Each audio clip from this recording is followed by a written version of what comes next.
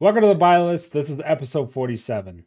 This is not financial advice. This is cardboard. Hiya! How's it going, Nate? It is going well, Dad. Living the dream. Finally out of quarantine. Oh, that's awesome, dude. That's good to hear. So that means, did you get to play some Fab this week? I did. Nice. Played some Levia at our armory. Went 3-0. Levia's kind of a slapper. Yeah, I've heard that. I think people really underestimate her. Yeah, if you look at her cards, I would say people are underestimating her. I would expect our TN season to come and some of those cards go up. But we'll see how that goes. I got out and played some Flesh and Blood this week as well. I drafted Bright Lights. Talked my locals into Bright Lights, even though there was a bunch of grumbling and rumbling. Convinced the masses that it's still a fun set. And I had a blast drafting that set, man. Drafted Dash, and I went 2-1, losing to the only Teklo in the pod. I did 20 damage and 19 damage in 2 separate turns. I set up a big 19 damage turn at the end of the game out of cards and missed by one health. Oh, Yeah. no. Yeah, I mean, Worst. unfortunately, I kind of felt it coming because just like looking at my deck, I was like, I don't think I have enough red attacks. Like the cheap red attacks, because you want the 0 for 3s and you want like a couple 1 for 4s. And I was just like, ooh, I think I'm a little short. And I had like a few too many items, right? I was just You don't want the 0 for 3s. The 0 for 3s suck. No, they're great. Because you got to pay for Hadron Colliders. I had like 5 Hadron Colliders, and it did work. All right. Yeah. Maybe Ted's breaking the meta wide open. I liked it. I think Hadron Colliders and the 0 for 3s are great. But yeah. Anyways, I almost got there, but I honestly am going to miss that draft experience a little bit because I think I never really got great at it. Obviously, we're disagreeing right now. But excited to get into heavy hitters. And that's kind of what we're going to talk about tonight. I know we've had a couple episodes in the past. We had Tyler on talking about heavy hitters predictions when we knew nothing. But now we have all the heroes. And we kind of understand how the set is, like, say built, but like we know a lot, right? Yeah. And just kind of, I'm pretty excited for heavy hitters. Yes. There's a lot of good stuff in there. Dude, oh gosh. Like I think I want to try every hero.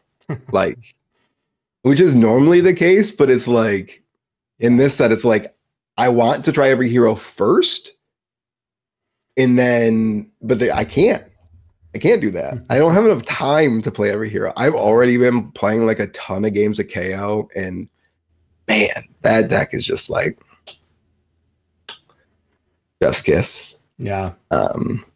And I built a Club Daddy Reiner deck. Played that on Talishar. Dude, Club is great. Make Club great again. Maybe. With Reiner, we got the beat chest mechanic revealed. Yep. You get to pick the card that you discard out of your hand, which is like, I think brute people everywhere rejoiced. It's kind of a nice middle ground, gives a little extra. And like you mentioned too, KO kind of, with his ability, smooths out some of that inconsistencies. And, it comes with drawbacks, right? He doesn't get the second claw. He doesn't get this, a second weapon if they do that. But I'm kind of with you. I don't know. I can't really say I'm like super excited for a certain hero, but I think we're looking at I think we're finally getting to a point where some of these, or more than one of these heroes, will become meta very quickly after release. Yep. Some of these texts are very powerful. I think the last time since we've talked, we got Goldmane. Victor Goldmane was the last hero. I think he's worth talking about a bit. Dude seems really strong. He's a Clash-based hero. So Clash is revealing the top card of your deck, and the highest attack value wins. Just playing a game of war. Yeah, so it's been interesting kind of watching the reaction to him, not just on the internet, but even locally, right? Uh, there was a lot of moaning and groaning over his hammer and things Mhm. like that. But I mean, I think, the way I was looking at it, I think it's very strong. It's definitely strong into certain heroes, right? Yeah. But I don't think it's insane because the deck building restrictions on his hammer are pretty extreme, right? Like you can't afford to lose a clash. Uh, I would say even once with that hammer, right? You go down to 3 attack, you're paying 3 now. It's rough. Yeah, it's not the greatest. Um I it's a, it is definitely not like I hate mill in most card games. And by most I mean all. I don't like playing against Yeah. it. I think it's like I just want to play with my cards and make the decisions about what my cards do. And it's one of the reasons I really enjoy Flesh and Blood is because like you get to make so Hmm. many decisions about how the best utilize your cards. And I think that mill takes away player agency. It's why I hate playing into Assassin. Because when they like banish my cards off the top of my deck and I just see like Blood Rush Fellow go bye-bye. It's like, oh, there goes one of my power cards. I didn't Yeah. get to make the decision if like I wanted to try to keep that or not. Um, I mean, but fatigues already feels like mill to me a little bit, right? Where it's just like, but to your point though, you get to yes, decide how you're playing out your cards, which if is I lose, a nice yes, middle yep, ground with fatigue. yes. If I'm losing into like Oldham fatigue, it is because I'm making the decisions in most hands about what I'm doing with the cards in my hand, and it's not being like randomly removed from Hmm. me. Um, and I would be lying if I wasn't concerned a little bit about that direction because I think that is the biggest draw for Flesh and Blood is the agency you have as a player. You feel like you have control over everything, and every time you step away from a game, whether you win or lose, you look back and you see, yeah, I think I made that mistake there. Yeah. That's probably why I lost. And you can take that away and try to build off of that. But if we take that away, it's going to turn into like other games where it's just like, oh, they did the thing and I lost the thing. And then like your Yeah. thing countered my really powerful thing and game over. I couldn't come back from that. Hmm. Um, and especially into a fatigue strategy, being able to like randomly remove power pieces is like, which is how you beat fatigue. Hmm. It's like, I don't know. Yeah, but I mean, realistically, you can't if you're running that hammer, you have to be very careful about how many fatigue pieces you have in your deck, right? Mhm. A fatigue I said almost said old him, but a fatigue guardian Yeah. needs at least some amount of defense reactions. Even we've seen sigils ran at times. All those things lose you a clash, right? And I know Victor in his hero text has the ability to fix that, but Yep. it's a finite amount of times, right? You have to have gold to fix the clash.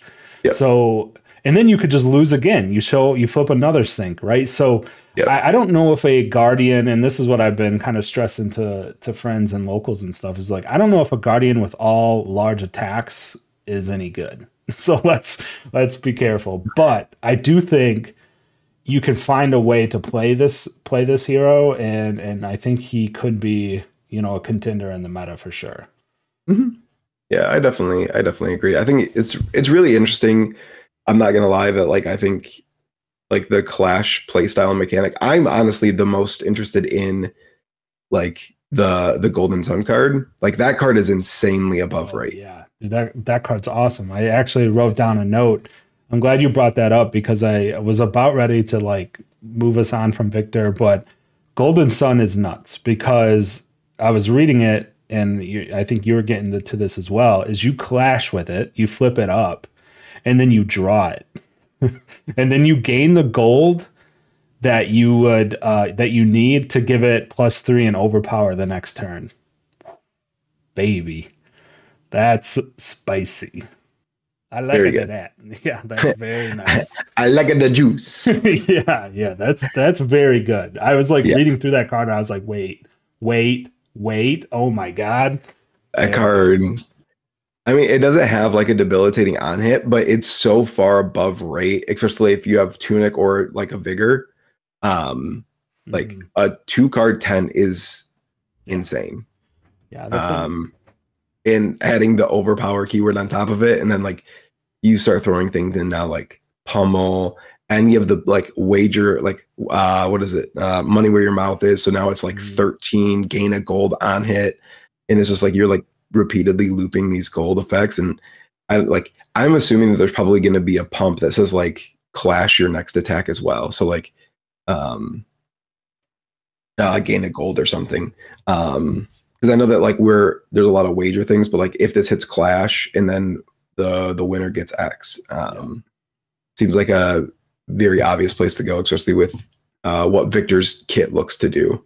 And like there's a lot of value tied up in that one card, but man, we've seen a lot of heroes be like very playable just based off of one really above rate card. Looking at you, Blood Rush Bellows. Yeah. So I'm really excited for that. I don't know who we've really seen and talked about, but this whole set, like all of the heroes look very playable, which is also very good because they're all Marvels. Yep. So I think that like that will, except for our boy Reinar, which is fine. Yeah. It's kind of already had the Marvel treatment and then other products. So yep. And they might still do this new art somewhere else, right? So Yep. So it makes sense. But yeah, this is probably the most excited I've been for a release in a very long time. I love the theme. I know there's some people who like aren't for it, but like it feels like 300, like Spartacus, like it just feels like that, like real badass set that's just like here to kick ass and take names. And to me, it kind of is giving me like the like Uprising vibes, like very well balanced heroes that they're not overly powered, besides Stubby Spy, but they're very powerful in their own right, and they will always be in contention in the meta.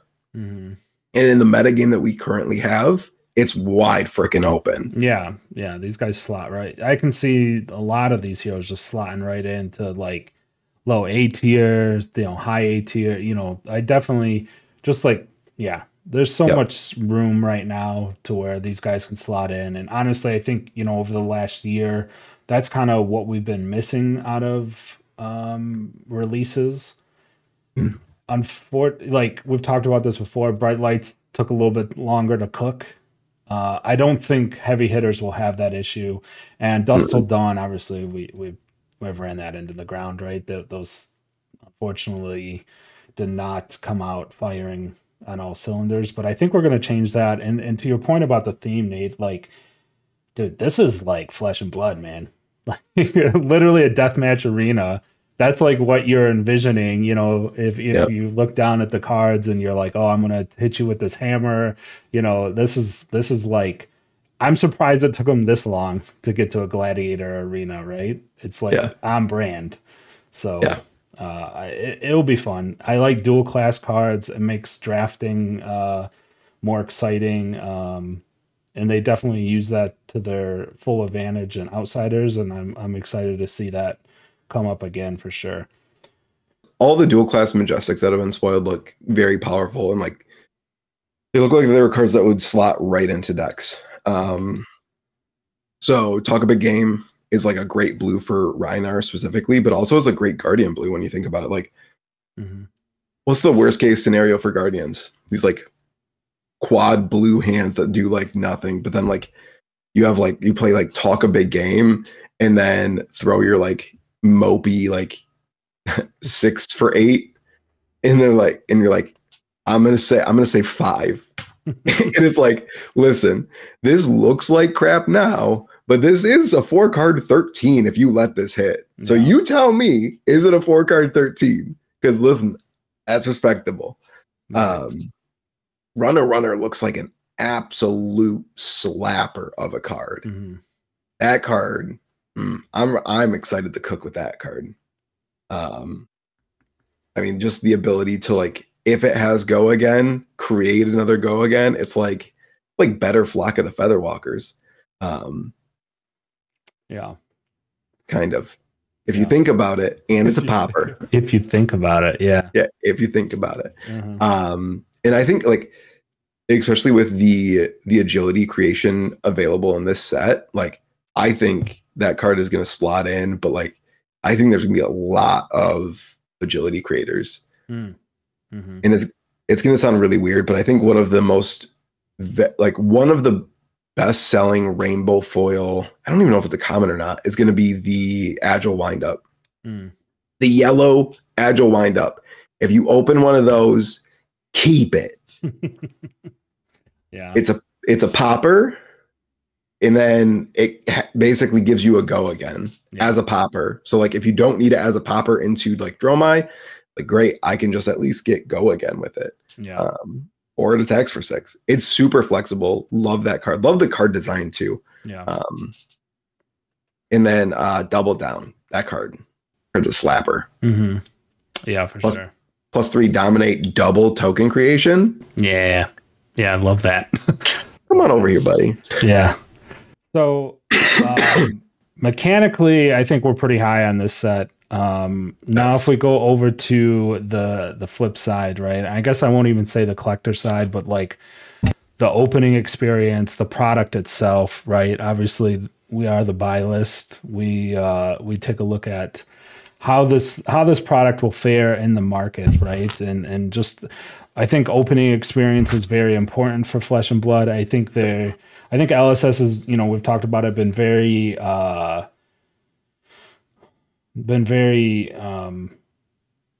what am I trying to say? They've changed it up quite a bit. They've been experimental, I guess that's what I'm trying to say.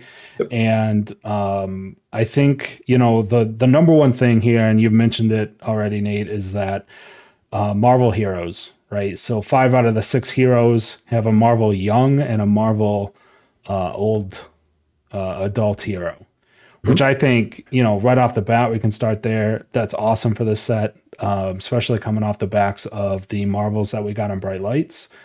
I think this is like a huge plus for this set. And if like this hero's your jam, you're going to want Marvels, right? We know how they worked you see them here in the States a lot, right? That just shows how popular they were. They made their way out of the Black Border, or the previous Marvel heroes, right? They made their way out of the Black Border product in Europe over here. And I think that's really going to push a lot of box openings for sure of this product. Well, I mean, you've opened a lot of foreign Black Border. What was the pull rate on the Marvel heroes? Pull rate was like 1 in 2 2.5 cases. Like 1 in 10 boxes? Yeah, 1 in 10 boxes. Okay. Yeah. So I mean, that kind of coincides with like the pull rate of like Marvel Angels, like Marvel Dragons. Foreign Black Border. Sorry, I was going to say that I think the Angels, maybe I got lucky and I pulled more than I should have, which can happen. But I think the best way, or like expected rarity on these Marvels, Nate, is going to, disagree with me if you do. I think it's going to be, we're looking at Majestic Dragon level rarity. Those were pretty hard to pull. They're like 1 in 10 boxes. Are they? Yeah. If those felt pretty hard. I would not be surprised. Like, I guess I'll put a caveat on there. I would not be surprised if these Marvels are harder to pull. If something tells me that these are going to be special.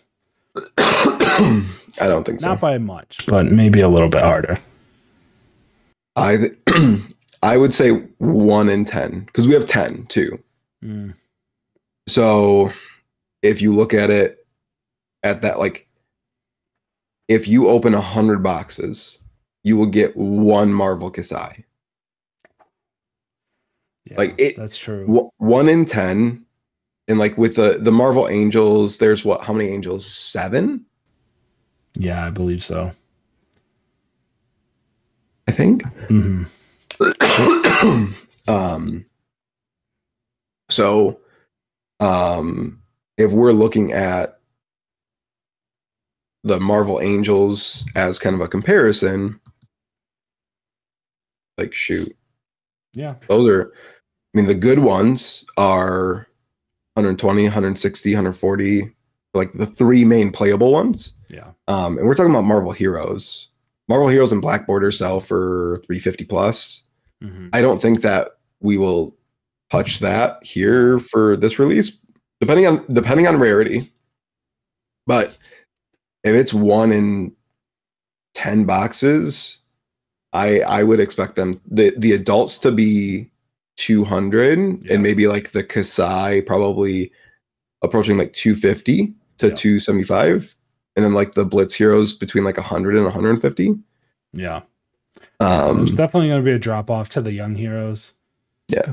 Oh boy, I can't wait till I rip a young hero. I'm going to be like, Marvel. Oh, it's young Olympia. I mean, don't get me wrong. It'll be exciting regardless, but boy, I want them adult. I want them adult ones real bad. Yeah. And I think we can probably use like cold foil heroes as like an indicator of like where we can see the price discrepancy at. Like cold foil adult heroes are 100 plus. And then the young heroes are usually like 50 to 100, depending on how they're given out.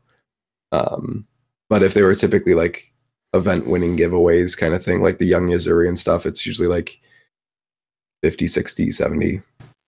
Yeah. So it'll definitely be interesting, but I think that will definitely like give the product like a strong like boost. Yeah. Boost for sure. Next thing that I think if we're talking about as far as a product, a boost to it, kind of something that I forgot about until we talked about it today a little bit is Balance of Justice. Already kind of I think LSS, very blatantly hyped this card up as the AKA next Crown of Providence, next Skull Cap, right? Yep. It's the gold foil calling winner. They've also mentioned that it's design space lies between Blade Break and Battle Worn. So I think right there, if you have like a Crown of Providence style legendary in this set, I expect, and it's generic, I expect that to push some packs being cracked. Very powerful generic legendaries, pretty much standard good. So I think that will be cool to see. We don't know what it is yet. We'll probably find out at the celebrational, I would imagine. Yeah. I kind of I wonder if they saw Uprising. Uprising was a product that sold very well for a very long time and had a very strong EV for a very long time. And it was very much built off of the back of Marvels.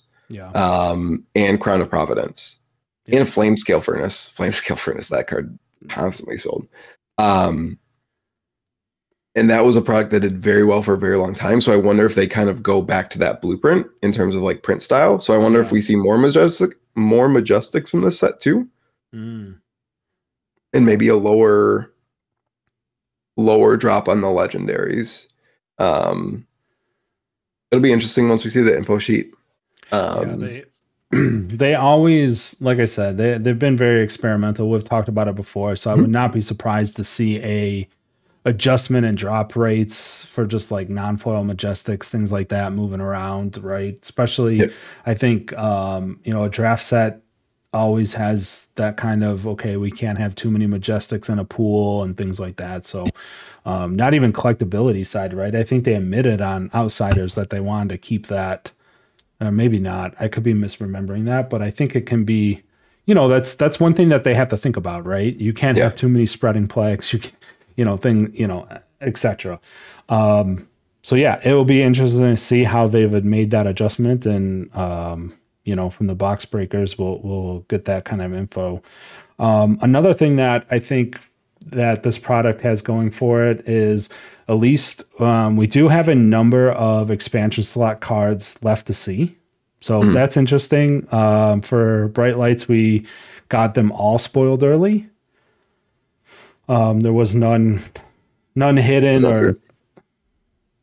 Yeah, the reprints were not spoiled. Yeah, but they weren't in the expansion slot. I'm talking about specifically the. Oh no, Maxby was in the set. Yeah, Technically, Techlo Foundry Heart was in the expansion slot. Are we? Okay. Because it wasn't draftable.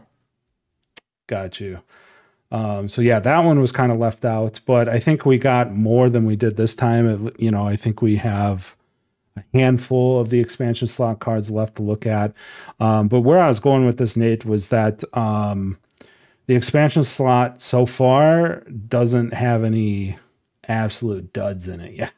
They ain't got no slays. Not yet. I mean, there's some, there's varying power levels, right? Dissolve Reality is, it's close. It's close, but it's not slay. Right? It's not slay. It's closer to like smashing performance. Exactly. Yes. Good callback. So, but I mean, we've also seen some just some heat, right? As the Runaways call it, lag, or Luminar's Angel's Glow is, it's a piece that's going to push her, which is good, right? So that's a plus.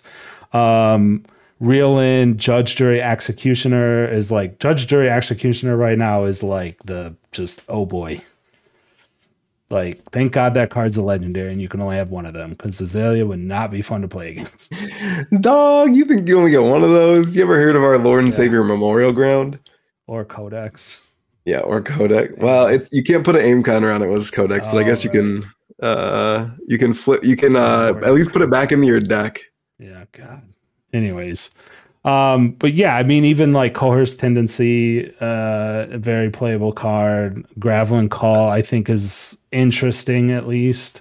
So yeah, so like right off the bat, I think I'm excited to see that they may have fixed some of what we saw with the first expansion slot. They realized maybe power should be found throughout this slot instead of just for certain things, but we haven't seen them all yet. And not that I even would be upset if there was like another lower piece, right? I mean, that's fine, but keep them to a limited amount, right?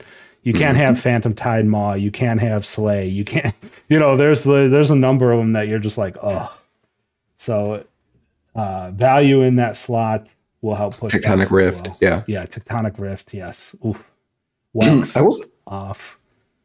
Wax off. I mean, even like you look at like Sonata Phantasma. Is that the new one? There's too many Sonata cards. Whatever the Galaxia. Oh, yeah. So the Sonata Phantasma, it's like that card is not playable. I almost just said it's my pet nickname for it, and that would be rude. That card's not playable, but for some reason it's $11 now. So Sonata Ass Canix. That card's ass, yo.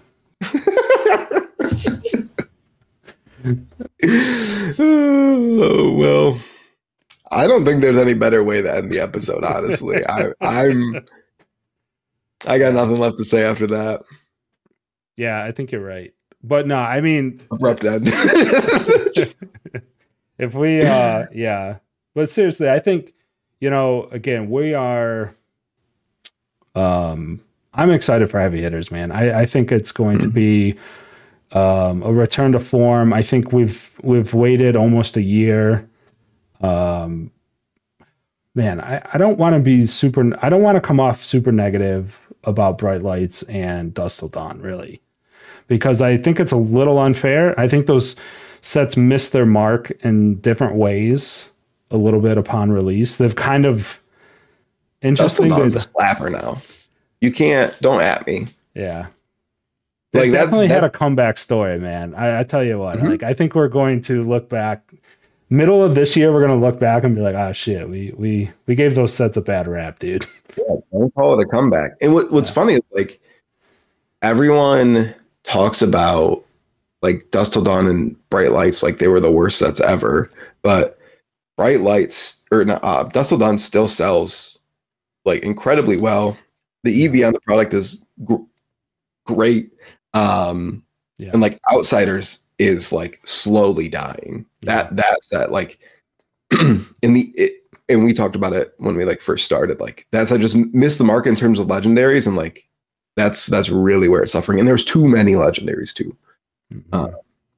Like it was just like you get a legendary, it was like Oprah came in. So and Bright Lights, I think will age well. I think Bright Lights will age really well. And I think Dust Till Dawn will do the same. And I think Heavy Hitters is going to kick 2024 off with a bang. Yep. Yeah, same here, man. So I'm hyped. I'm hyped. Color me hyped. We'll be back.